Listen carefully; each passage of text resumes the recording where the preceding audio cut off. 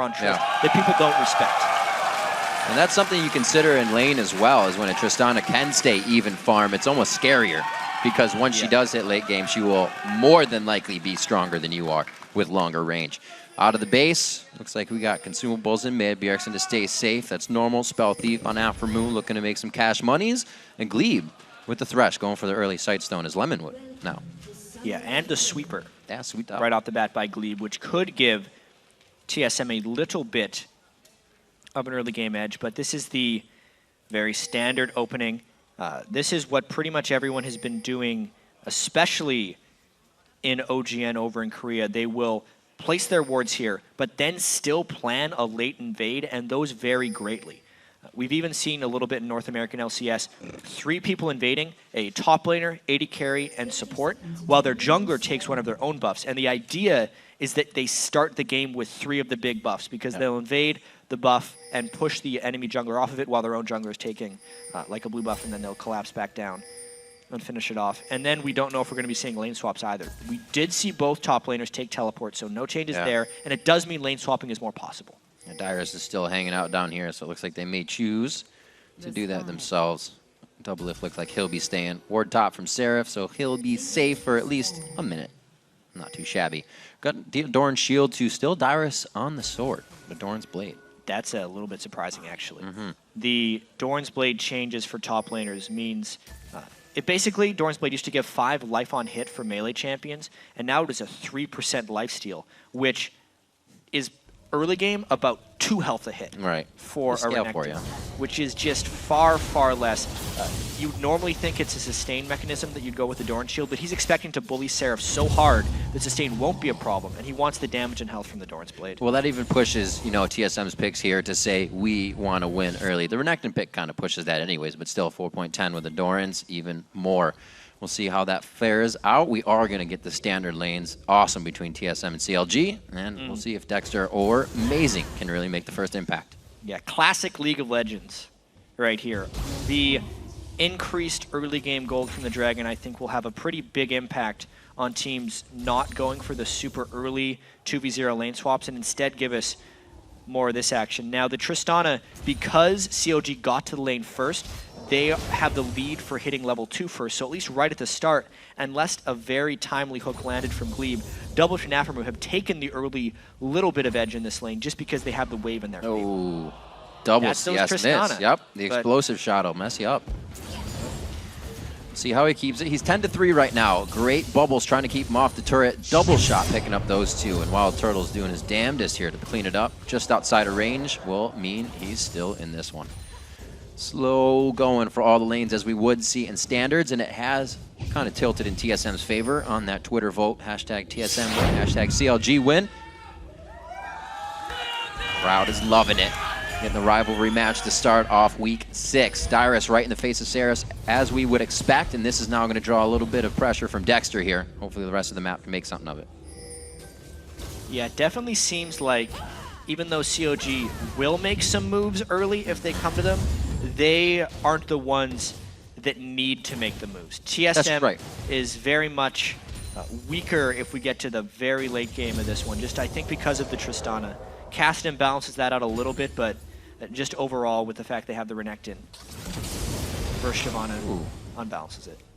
Interesting trade, especially with sustain on one side, but you can see it's actually quite even. Glebe doesn't even have to throw out the shield, just waiting for a hook to land in that lane. It could get pretty scary. Bjergsen forced to farm under the turret, 25-22, so not too much of a gain from either player in the mid lane. Yeah, we really see CLG successfully shoving in these lanes early on in the game, right? Link is pushing Bjergsen back. Doublelift and Afro have been pushing the bottom lane back, and surprisingly, Amazing is spending his gank on the top lane as soon as Seraph pushes out. But he's got a decent minion wave of defense. He missed the ward, which should actually mean Amazing can come in for a nice gank. Seraph burnout just came back up. A nice slice and dice. They have the range. They kind of put Cocoon on the stun as well, but I think they're going to have it. They just close him in for first blood. What an unfortunate moment there for Seraph. I can see what was going through his head that made him think that was safe. Basically, CLG's early game strategy was to shove in the mid and bottom lanes, and that normally makes you think there's going to be a gank. But Turtle! Oh, that's the burn! And it's going to hit! Explosive shot will still do some good damage early game. They trade it back for 1-1. Wow. So that was just them shoving in TSM for quite some time with the Tristana. And it's actually a misconception that Tristana is super weak early in the game. She's typically weak in the mid game, but she has extremely high damage numbers on her rocket jump and her explosive shot early. Is it a bubble? You can see they've already harassed Turtle down fairly low because it's a sustain lane versus a non-sustain lane. And then I believe they just get some decent damage on. Don't even land the bubble. Wow, but Doublelift puts enough damage onto Turtle that he just gets dropped down. Whew. Wild Turtle, Valken into fights on Corky games. Doublelift, rocket jumping into the fight as well. Only really seeing that from scrims on him, but CLG's bottom lane, known to be one of the best in America right now, start things off early for themselves. Start to get Triss going. That's just one of the big things about sustain. Even AD carries are able to sustain much less by themselves, that the sustain on a support becomes more valuable. It was just the poke pre-fight that allowed that all in to happen. And then the fact that Wild Turtle didn't dash back in time just meant the death of him. That's big. Lucian getting taken out in the lane. Known to be the lane bully. Doublelift and Aframu going to work. Amazing. Starting to clear up the map now. They're trying to get a little more pressure, and he goes double pink clear for himself, picking up some extra cash money there. And Dyrus still going super damage early. Yeah, he's rushing that team out on Renekton because he already has a big lead in that top lane.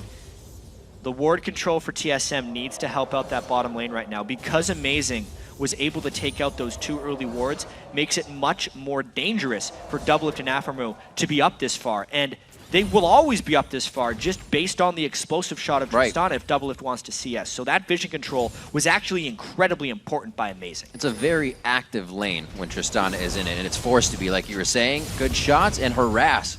Glebe almost trading 2 for 1. Better. Doublelift gets away with more damage given. Yeah, I mean, just the explosive shot alone is dealing 190 damage over 5 seconds by Doublelift. He uses that directly after an auto attack well, and you can see why the harassment is so high right at the start of the game. Gets it again on Turtle, and there's no sustain. He doesn't even have a Vamp Scepter yet, so that's going to stick. Trying to farm with Ardent Blaze and missing that one as well. You can see how far he's staying back. Catalyst on both in mid. So keep that nice and healthy, and nothing has even come to them. A little interesting that Lynx actually started with that Catalyst. Yeah. Because even with the Athene's Unholy Grail nerfs reducing the magic resistance, it's still a very efficient item. But that will be another question, is how do mid laners end up either staying with Athene's or change up their item builds? And based on that Catalyst, it looks like Link is going to be going Rod of Ages on Orianna. Definitely a late game, I'd say, Jab. Looks like, keeping with the Tristana, keeping with the mentality, and it's almost forcing themselves to go into the late game visually. 8 minutes into this one, Amazing, and making his way back into the CLG jungle, just trying to harass and ward up. Dexter doing the same, so these guys mirroring each other, but you can see now movement from Link. See if they get something out of this. Very, very aggressive towards the bottom lane. They have so many people down there. They just pinged out Dexter, so I mean, this is basically just farm denial right now, but Dexter gets hooked! Oh no! Uh-oh, not able to follow up on that one. Doublelift is still there to give a bit of help. The minions almost getting some HP off of him, but it'll be all right. And now the movement towards mid. Can Amazing make something happen knowing that the jungler's bottom? Yeah, blue buff being held by Bjergsen. Doesn't look like it's going to be a little bit of counter jungle movement. Yeah. A very close early game, honestly, with Doublelift and Afro winning the bottom lane. But Dyrus, honestly, just destroying Seraph early on because of that gank. Already farming between He's in his favorite spot. Yeah, they're hoping actually to bait up Dexter right here. As you can see, there is ward control already in the jungle by Amazing, and he is kind of laying in wait, hoping that Vi comes up for the rescue. You know exactly where the minion waves are in that top lane. Dyrus working it perfectly right now. 84 to 58, and a lot of times we saw Dexter helping Seraph. This game, Dexter's been all over the map, trying to kind of do for the bottom lane, and they said, we'll just get Aframu and Doublelift going. He's level 6 now on Vi as well, which is typically when you get to see the big-time Vi ganks, and where he chooses to go with these ganks is important. Also, some very good ward spots by TSM. That one in particular being swept out prevented the gank on the mid lane, and that's why Bjergsen can get aggressive there. Slow movements, both mids with the blue buff on. We may see a dragon coming up quite soon here. We still see Dyrus providing pressure in the top lane. There's really nothing Dexter can do about this. He's hovering around the map, going up for Dyrus. Is it going to be that much? It'll give Dragon down to Team Solo mid. So many decisions to make. It looks like Seraph's trying to do it on his own. Good harass. That'll help him out a little bit. It's worth noting, too, just the history between these teams, actually. This is only the second time CLG has ever played TSM in the LCS while being ahead of them in the standings. That's right. TSM, all throughout Season 3, aside from one time they played in the summer of 2013, aside from that game, TSM has always been ahead of CLG in the standings. So it's almost like a mini changing in the guard here as far as power between TSM and CLG. Because for so long, TSM has just been the North American team. And everyone would always talk about CLG's potential. But maybe for the first time, CLG is getting away from that individual style play and playing better as a team. That's what we've been seeing from CLG throughout the spring split and definitely in the summer. And if they can continue to beat TSM or continue to stay ahead of them in the standings, it's just going to prove that. It's been a different evolution for both teams and how things have been happening. Obviously, patches play a role in that. You see Bjergsen doing well coming in, and now the bottom lane here for Team Solo Mid trying to do things against Doublelift and CLG. Slow rolling as they come into the lane here. I don't think they're going to be able to push too much more onto the turret. But as you were saying, these guys are still, after all those changes, fighting over top spots in the league. It's like a lot has changed, but not much has changed. It's true. There's more people in the club now of top teams in North America because we have to consider LMQ, Dignitas, and also Cloud9. Who could forget those guys? But they're all within a game of each other right now, so it is anybody's game. It's just this battle is always going to be classic. You know, it's proof that once higher caliber and better teams join a league, everybody just starts to get better. We see some like Cloud9, Complexity beating teams like Cloud9, Dignitas as they just move on. It's pretty different in the topsy-turvy world of NALCS this summer. Absolutely agree. Everyone's getting better. But this game here, the vision control around the Dragon, it's becoming that time of game. The next time a jungler lands a successful gank, or if one team can get complete vision control over the Dragon Pit, it will mean a pretty substantial objective jump. This game is within a couple hundred gold of everyone right now, and the Dragon actually needs to be a little bit initiated by TSM. They're the ones that have to pull the trigger on something. It's just really hard for them since their bottom lane, that includes Lucian, is losing to the Tristana lane. That is really what's holding TSM back right now. Definitely not something you would think to start off in this game, especially 109 to 100. Usually Tristana is either down 10 or 15 CS, but that's considered okay. Doublelift used to say, if Tristana leaves the laning phase down only 30 CS, it's a win. So being up 10 CS is more than a win somehow. It's a win in a bag of chips. Yeah. Dexter finishing that Lizard as well, so that's going to be damage output if they do decide to go for the Dragon. Well, like you said, CLG feeling like they don't need to pressure that. The late game team, they're fine where they are right now. Wait, they got the wards to counteract if anything really goes down. They're going to be finishing that turret shortly. That's why they're pinging down. Dexter's hoping that someone is there to defend it because they want to go for a big-time gank. But, yeah, Glebe, don't do it. Too bad, so sad. A few more shots. Going to try to deny as much experience, but take it down. Easy on that one. Sarah's still getting pushed in the top lane, and CLG is going to start positioning themselves here to clear out some wards. 3 sweepers, 1 ready on Afromu. They should have the vision they need for this. Well, teleports up on the top laners as well, but the Dragon going down extremely fast, and TSM was not in position. They might want to steal. Can't even make it in range. Dexter gets locked up. He gets doubly locked up, triply locked up, and he rides the wave down to the bottom of Davy Jones' locker. Afromu goes down as well, and TSM pulling something out on this one. 2 kills, but the Dragon going over CLG. Risky, risky Dragon, one would say. If TSM could have moved a little bit faster, that could have been catastrophic for CLG, but based on typical Dragon gold, that is not that bad because it pretty much trades even. We can see the game is still about 300 gold different. It depends on what happens afterwards because the fact that a kill went onto Wild Turtle, the gold is now much closer on the lane carries. Take another look at this. Dexter had no chance. Once the cocoon landed, he got bursted down, and then Afromu was trying to draw TSM away to make sure no one else died. Effort. And not good all around. It means Wild Turtle is equal to Doublelift in gold right now, and the mid game of Lucian is stronger than the mid game of Tristana. So that little fight there actually kind of pulled TSM's bottom lane back into position. Yeah, before we jumped into the replay, I was looking at the scoreboard, and I was going to say, even Stevens, except for top lane, look at this. Across the board, the CS is pretty much neck and neck, and with a few kills on the side of the AD carry, Wild Turtle, he's surely going to use that to start getting the team going. The assist onto Bjergsen, his Rod of Ages just finished, so that'll be charging up along with Lynx. Everybody's fight power and their prowess is starting to come to be. Seraph in the top lane. Looks like he'll be able to keep safe. Help from Dexter, but I don't think they're actually going to try to make him play on this. They might just try and shove down the turret a little bit. Or they're just trying to suck CLG's team up towards this point and diminish the map pressure elsewhere. Seraph getting a little low. If that cocoon landed, they were going to go in. Link is here. It's going to be about 10 seconds on that shockwave, setting this one up. Seraph play the bait game. They don't really have eyes on Dexter just yet. They'll see him, though, as they walk towards the turret. Doesn't look like he's fully hiding himself. Lots of pings. Double lift.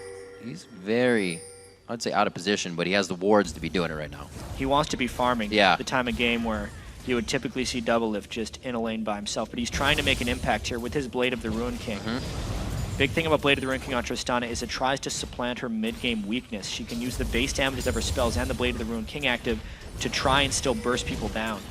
But as of now, it's going to be a while until he turns into that late-game carry. He's kind of a caster carry right now, if that makes sense. Right. Well, CLG has been very strong in the laning phase, and they've seemed to pull it out in this one. The top side, obviously, in Dyrus' favor, but TSM's been getting better at their lanes overall. It was something that would totally be won by Oddwin and Reginald in the mid lane. And Bjergsen kind of did that by himself, and now we're seeing that composition of amazing Bjergsen come together. Mid lane's getting pushed, though. TSM has to respond to this pressure. We see the Dyrus roam coming in. Seraph's still going to be in the top lane, so you can see CLG able to do this with just their 4 members. Try and hold TSM back. Yeah, but without that turret going down, it just means Bjergsen's getting more and more farmed. He's going to try to be that answer for the Tristana late game, so the more he can farm, the better it is for TSM. Well, Bjergsen kind of needs to be the all-star for the team. Always was. Like we said, when he came over, he kind of rode that wave. It wasn't even an ego. Everybody gave it to him, and he was on the top of the charts. Yeah, I mean, we consider his numbers last split. He was top in the North American LCS in kills despite missing 6 games. Absolutely. And we look at him now, played in all the games, and coming into this week, he was 4th in kills of mid laners. Yep. So he has had a above average season for a normal mid laner, but an incredibly below average mid laner for a Bjergsen, if that makes sense. CLG trying to push this down. Bjergsen wants to stop it. Few hits there. Bjergsen goes in. Double lift very far on the front line. Dexter's able to take the cocoon as the rocket jump keeps everybody safe. And the game is still just very, very even. Nobody can really break the ice here. And even to get back to Bjergsen, I think a lot of that just has to do with the changes that TSM has underwent as an organization. No longer the safe fallback of a very supportive jungler in Oddone. At the start of the split, they had a more farm-focused jungler in Amazing who was getting very heavily targeted in picks and bans. In recent weeks, they've been improving greatly. Amazing has become more of a supportive jungler. Glebe has gotten a lot better. Turtle's been performing, and it's allowing Bjergsen to kind of get back to his old self. But it definitely hasn't been the split of Bjergsen, that's for sure. Right, and even for Amazing, when he was in Europe, he was a super playmaker. So to come to TSM and kind of have to change that play style and then revolve it once more with these patches, something that they're working with. A lot of teams have trouble adapting. We talked a little bit about double lifts here. We're trying the Tristana for CLG the first game. We'll see if it works for them. So far, he's doing pretty good. 20 CS up as he is just focusing on camps all around the map right now. Yeah, again, the Trinity Force build for Dexter. Yeah. So very high damage Vi, trying to get picks throughout there. The BF stored by double lift means he's going Infinity Edge second, meaning his big power jump will be in a very long time once he's got about an Infinity Edge and a Zeal.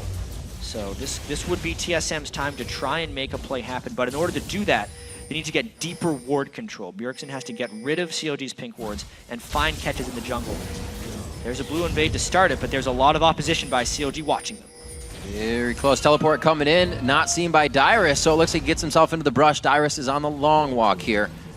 Looks like since they know CLG isn't getting too much just yet, he'll keep it safe. 12 seconds on Dragon. Yeah, really interesting. CLG teleported down early to secure their blue buff and to get some vision control at the Dragon Pit, but Dyrus can just walk down, so now it will be some 5v5 posturing around the Dragon. With both mid lane turrets still being up as well, it's very easy if one team gets too close to Dragon that the other team just takes their mid turret. And there's a very high chance that a fight breaks out as they move between the 2 main objectives. And Dyrus has actually gone straight Randuin's after that, not finishing the Tiamat, so their AoE fight ability is just getting better and better for these objectives. Wow, very surprised he didn't go with the Sunfire Cape, especially considering the very large nerfs to Randuin's Omen.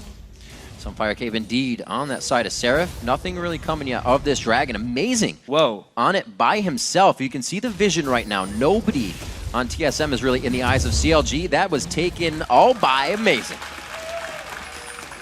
A really questionable strategic call there by CLG. I think they could have manipulated the mid turret for a dragon trade, but they did a blue buff for a dragon trade. Yeah, Dexter went and stole the blue. It's slightly impactful on Bjergsen, and with the missed shockwave, this means TSM might just go in. Trying to move the ball. Easy turret takedown for them right here. TSM knowing that they're grabbing the mid game, exactly what they wanted with their team's power.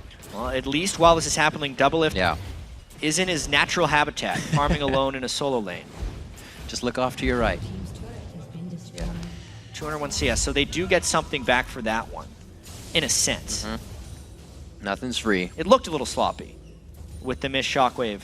It was pretty back and forth. I think the fact that they were just completely off of it, knowing that power, knowing they're the late game team, maybe they just knew it wouldn't be the decision. Another dragon isn't going to be so bad. I mean, the thing is, we're saying CLG is a better late game team, which for the most part they are. But it's not like they just automatically win if they're down 5,000 gold in late game. Gold is very much the most important thing at the end of the game, not just the champions you have. If CLG can keep it within 2,000 gold and make it to 40 minutes and then still play the team fights properly, yeah, they're going to win. But if they're playing and taking suboptimal trades and giving away objectives for blue buff control, yet that's still not slowing down Bjergsen's farming on Cassidy, who's still at 203, then they would lose that in the long run. They cannot take more suboptimal trades like that because the gold was pretty much even before that point. And now they're down 2,000.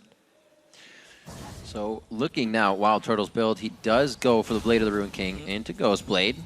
That's what we've kind of been seeing, but on the other side, we're going to see that into Infinity Edge. So Reckless did that in his very first game on Lucian in the European LCS and went off. It's like 9-0-14 in that Fnatic game. It is so strong when he uses both of those actives, especially against Doublelift, who is in the process of that mid-game dip in power for Tristana. So if there could be a team fight, the AD carry battle would not even be close in power right now. TSM needs to force stuff. Mid pressure, top pressure as well. This is going to be a double onto Seraph. Looking for the cocoon, making sure not to stack the crowd control, but they get the Dragon's Descent out. Not going to be too bad as they put pressure. Top lane, you can see CLG trying to rotate. Amazing, there's a turret hitting it. There we go, but he's lost half his health. That's a little painful. Not the best, but there's still so much hesitation by CLG to get close to TSM because they know how weak comparatively Doublelift is. You can see now CLG is trying to make moves. They're always in response. They're not really going to get much out of this other than minion hits on the turret. But they try to get a little bit back off of losing Seraph in the top lane. Using the turret, I should say. Yeah. And Seraph's ultimate. This looks like old CLG a little bit, which is the CLG that they've been trying to go away from for a while because things didn't work out too well when they were just letting the other team dictate and trying to find farm when they could. CLG works much better when they are dictating, but right now they can't, or at least they don't think they can. I think if they caught the right catches with a good shockwave, they could make something happen, but they just do not have the confidence. It also gets harder because Dexter just builds damage, and he's not getting that much tankier, so the initiations become that much harder. The cocoon just missing, also just missing on the death sentence and the ardent blaze. Woo. Got a few more. That was very close to disaster. Yep. I would have to say. Twice. CLG had a suspicion that someone was there, and it's good because TSM at 24 minutes right now has control of that Baron area, which is why they were baiting in that brush, because CLG was thinking, holy crap, are they on Baron right now? And that's actually where TSM should have been. You could see with all the hesitation that was on CLG right there, they weren't close to checking the Baron pit. So that actually could have been a pretty quickly bursting down Baron. A little bit of a missed opportunity, but CLG gets out of it unscathed. TSM definitely looking to break a habit. 0-4 against the teams that are above them, undefeated against the teams that are below them. Hopefully this can be kind of break that. Yeah. Crazy stat for TSM. It's like they're the most consistent team in the LCS. Always taking care of business against the lower teams, but consistently consistent. You see the Fnatic, their chart for being consistent. 1-1 every single all the time. 2,000 gold lead here over to Team Solo Mid, and anybody's game gold lead, if you ask me. 25 minutes on the clock, 3-1 and 4-2 in turrets. Good map control by TSM so far. They're definitely working the wards, and they just have a love for this Baron side right now. They know it could give them something that'll just give them the edge, even if they don't get Baron after the fight. Well, the longer they wait, the lower their forcing potential becomes, because when Doublelift gets his Infinity Edge, when Link gets his Death Cap, and when Dexter gets his Trinity Force, a lot of the power advantage TSM had will be lost. And that moment is happening very soon. It's just a matter of pretty much when CLG decides to go shopping. Wow, yeah. Lots of gold in their pockets at TSM, too. And Doublelift completed it. Dexter completed his Trinity Force, and Link is waiting on about 400 gold for his Death Cap completion. This is going to be big. Doublelift is on 4 of Rapid Fire.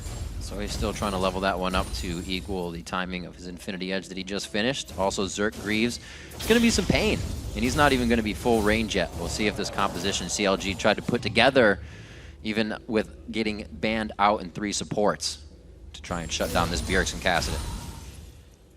And this game is getting to a point where mistakes are no longer allowed, and still being able to get victory, because CLG just hit some very big item thresholds, and I think the advantage TSM had is mostly lost right here, which, as you can see, as soon as CLG has those items, let's go to Dragon, let's force a fight. And at this point, they're incredibly even. Whoever could get the right initiation might actually be the team that comes out on top in this fight. CLG still trying to pull it out, making Dragon quite enticing here. Damage still being traded back. Dexter charging up the Vault Breaker.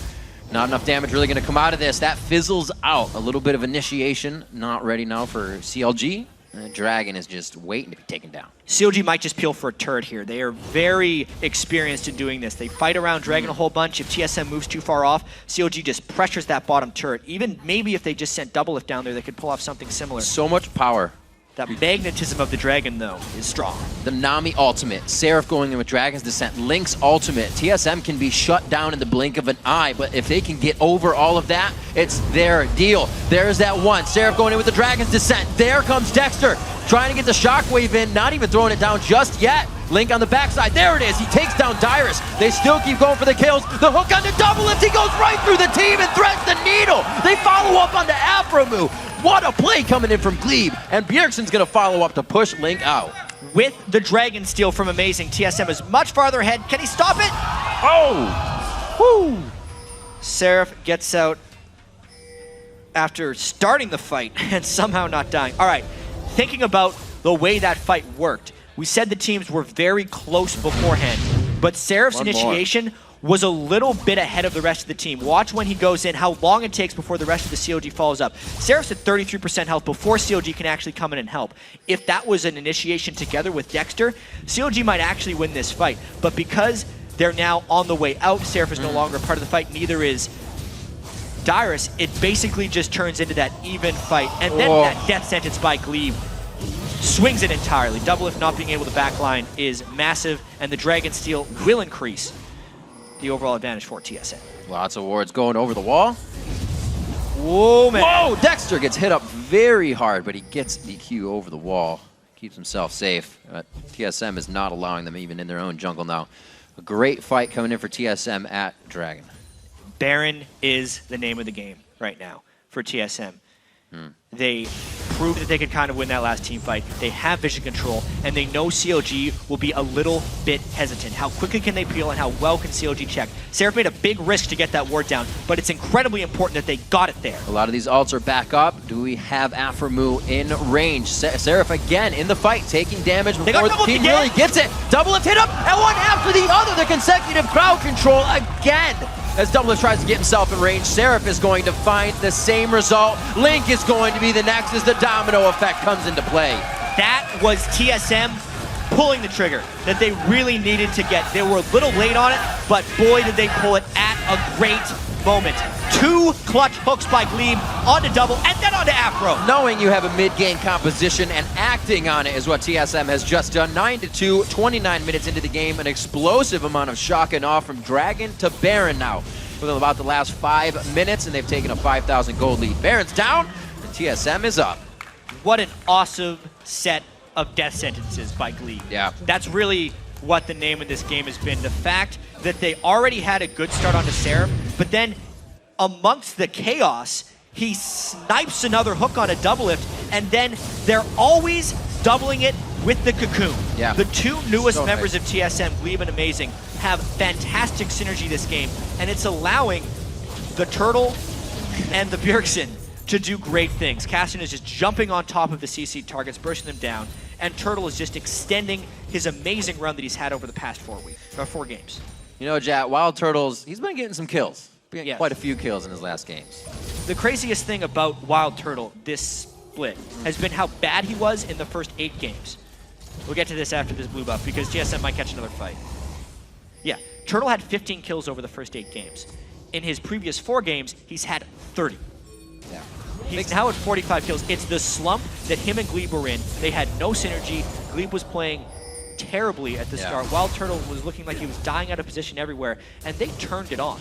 Glebe has been much more comfortable and confident really since Loco Doco arrived. Yeah. You would have to say, because the team just has better strategic planning, and Turtle is the beneficiary of all of that. And, you know, it was also a lot of shoes to fill for Glebe as he came in, because they said, you know what, you're going to have a voice right off the bat. So along with being a voice of the team, along with trying to coordinate with a new AD carry, took a little time to iron things out, but it seems like they have ironed it out nicely. Little starch added, no more needed.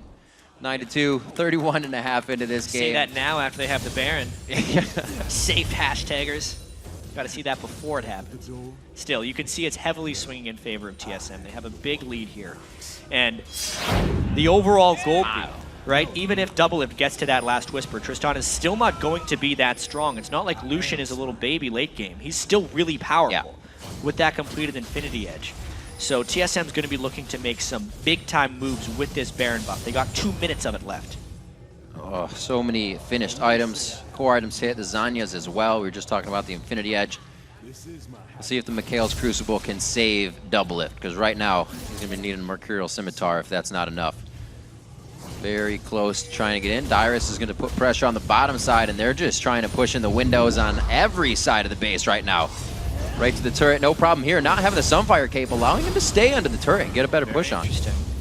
Still double Randwins by TSM. Oh my! Doublelift, so close. Oh, there's a bit of burn there. That was without the Blade of the Ruin King or the Ghost Blade used by Wild Turtle. If he used one of those active items, he would have killed Doublelift. Got a few more shots. The calling out. Gonna be some turret shots onto Dyrus. That time, he hit somebody with a call. His own call of meek, not calling. And we're seeing the gold lead. This is all that TSM needed now to get themselves to the front of the base, but as long as they don't make too big of a mistake here, they should be all right. Baron's keeping them nice and regened up, and CLG is definitely on their heels as they try to defend here. Yeah, killing Doublelift would have been an easy inhibitor for them. So even though it was a good play by Turtle to get him low, a misplay because he didn't use his active items to finish him off. There's a little bit of siege there. They might even try this 3-turret push. They have so much mobility on Bjergsen.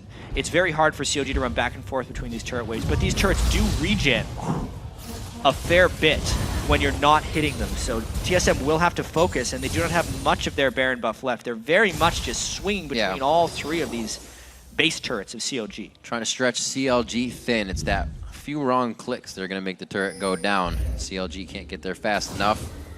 TSM is really just causing chaos right now. No real risk in this either.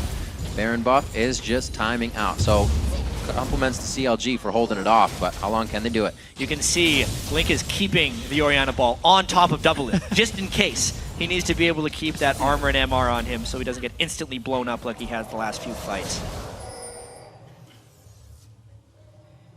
How much longer is it going to be? Still a little bit of time on Baron. Look over at TSM. TSM wants this turret. It's a couple more hits. Next wave, or even this wave, they want to finish it off. It's just get it. Throwing it down, only hits Glebe with that ultimate. Seraph, he's going to try to be in the front line for the team. Doublelift again on the backside, instantly gets shredded out to 10% HP. Wild Turtle comes up dominating. Another shot as he gets a double kill. Will there be a triple? They won't have the room to grab it, but everybody participated in those 2 kills. Yet, with the last amount of pushing, after their Baron buff a bit down, they still have enough confidence to just fly in there and make some plays happen. They knew how much stronger they were than CLG, and they just brute forced that turret down in the end. CLG didn't have enough to fire back on, because as soon as they get a little bit of damage onto Doublelift, he's done for. Bjergsen bursted him to half, so he had to pull back at the start of the fight. The shockwave did not hit a good chunk of TSM to stop this assault, and Turtle from the backline was flying all over the place with his Blade of the Ruin King speed and his Ghost Blade speed. There wasn't much CLG could do to run away. And there's not much they can do to run away either. All those Randuins, such great builds coming out of Team Solo Mid here. Dyrus in the top lane played it very strong. And the rest of the team figured Randuins would be the best as well. I guess it's just amazing, but he still goes for the Thorn Mail after that. Dexter coming into 4.10, still going for just his straight damage build. No change there. I don't know if that's obviously the thing that hurt them, but it's not working. Damage Vi works well when you're ahead. Right. It does not work well against a Lucian with those items because he is just shredding through whatever little armor Dexter has just with his Ghost Blade and his bases. Like, Dexter's sitting on 82 armor right now against a 4-item Lucian, and he just has no way of running away. That's a couple spells and a few autos, and Dexter is dead. Yeah, very hard to get to that back line as well. Wild Turtle's positioning in this game, it's 7-1-3, so you can tell it has been very good. Like we said, also for Bjergsen, his last Kassadin game was 10-0-4. He's assist master this game at 0-0-9, but still, getting everything the team needs to keep it going. 303 CS is the powerful thing. Like, sure, he's not getting kills, but he's still an incredibly potent force on Kassadin. Oh, yeah. The start of these fights, he's taking either double lift or link straight to half health. No magic resist items on anyone but Seraph or Aphromu because of the Mikhail's Crucible. So it's very easy for him to just go to a squishy target, chunk them down, and then if he gets turned on, activates that Zonius and lets the rest of the cavalry back him up. Seeing what Double Lift is building other into his Phantom Dancer, Static Shiv himself, not going for defense. He wants to match that power and still be the late game hyper carry that Tristana can be. See if TSM can again pull the trigger here, and they're trying to set it up. It looks like CLG will not bite, so TSM is going to go right for the Baron. Yeah, this Baron should be going down very, very quickly. TSM is just biding their time. They've built up such a large advantage that this late game COD composition, which, as we mentioned, isn't much better in the late game than what TSM has, is extremely far behind because of the 14,000 gold deficit COG faces. TSM definitely didn't change too much other than the obviously AD carry builds and the way Dyrus kind of went about his. Yeah. But they were definitely not worried about giving CLG those few dragons because they got the kills after. They were kind of setting everything up the way they needed it, and have really carried the game beautifully here to 37 minutes. Definitely longer than their previous matchup. That was 28 minutes long. Whoa. Double Lift already below half health. So next wave comes in. If Double Lift isn't back there at full health, it's going to be very hard to defend. If you don't play a lot of Tristana, thinking your range is going to be out longer before 18 can put you in the wrong positioning. Double Lift kind of keeps walking up to the front to get a few shots on, but a crit can also change a fight in your favor from Trist. See if they can do it. A nice calling to the backside, and Double Lift just about eats all of it there with a bit more. It's going to be Seraph going in. 1, 2, 3, he's down. Bjergsen found Double Lift on the backside to start off this fight. It was so fast you almost didn't see it. It's going to be going down on the inhibitor. TSM now owns the base. And they already have the exposed side, so they are going to end this game a crushing defeat for CLG. TSM looking good. Very nice job as TSM takes down their first team that's above them in the standings, and they are able to tie up Counter Logic Gaming with this score now. Oh no! For the inhibitor spawns. Well, MVP. All right. And now they can finish. They killed the MVP. The game is now about to be over. 38 minutes, 40 seconds into the game, Team Solo Mid takes down Counter Logic Gaming. Wow. That must feel good. Yeah. For TSM.